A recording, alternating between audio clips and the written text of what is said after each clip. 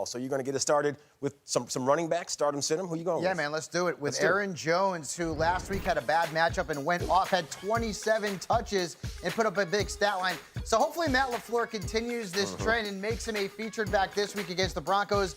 They've given up good stat lines to both Josh Jacobs and David Montgomery this season. I'm also starting Marlon Mack. Volume is king in fantasy football, and Mack is getting workhorse-level touches. In fact, he's tied with Christian McCaffrey for the most touches after 2 weeks, and the Falcons have allowed the third most fantasy points to home running backs this season. Hey, let's go with Frank Gore as our sleeper. Marcus mentioned this guy is going to live forever, and you know what? He may live as a tremendous flex starter this week. Devin Singletary missed practice again. He's banged up with a hamstring injury.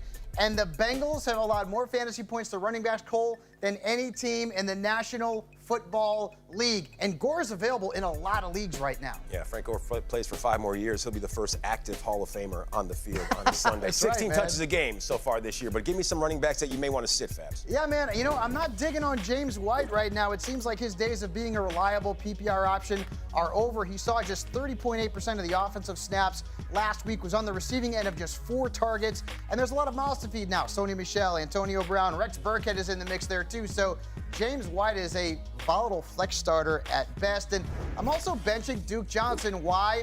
Well, it looks like the Carlos Hyde show in Houston. I mean, I thought his value was on the rise, but now it looks like he's playing second fiddle to Carlos. Hyde led DJ in both snaps and touches a week ago. So Duke Johnson should be on your bench because the usage, it's just not there. Okay, now delight the fantasy owners and give me a pair of wide receivers that they might get excited for this weekend. Who you got?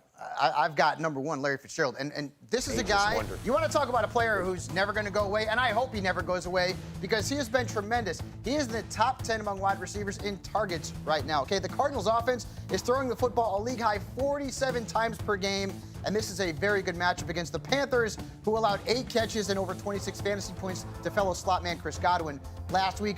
I'm also starting DJ Moore. Now, there's a caveat here. If Cam Newton doesn't play, I got to think about this a little bit because then you're looking at Kyle Allen. But the matchup here is tremendous. Against the Cardinals, they've allowed 4 receivers to post at least 6 catches over the first 2 weeks. So keep tabs on Cam Newton. But DJ Moore is getting a lot of volume in terms of targets. My sleeper, Mecole Hardman. Hey, week 1 it was Sammy Watkins. Last week it was Demarcus Robinson. So why not Mecole Hardman in week 3? Because anybody out there catching passes from Patrick Mahomes is a viable option from a fantasy perspective. So this is a kid that's available in a lot of leagues on NFL.com. If you need a flex starter this week, go out and get him. I know against the Ravens, but I feel like the matchups get thrown out the window in what should be a very high-scoring game. Yeah, and KC averaging almost 411 passing yards per game. And now I need to know what receiver or what receivers I need to sit. Back in the preseason, we were talking about Mike Williams being a potential breakout candidate. So far, he ranks 65th among wide receivers in fantasy points.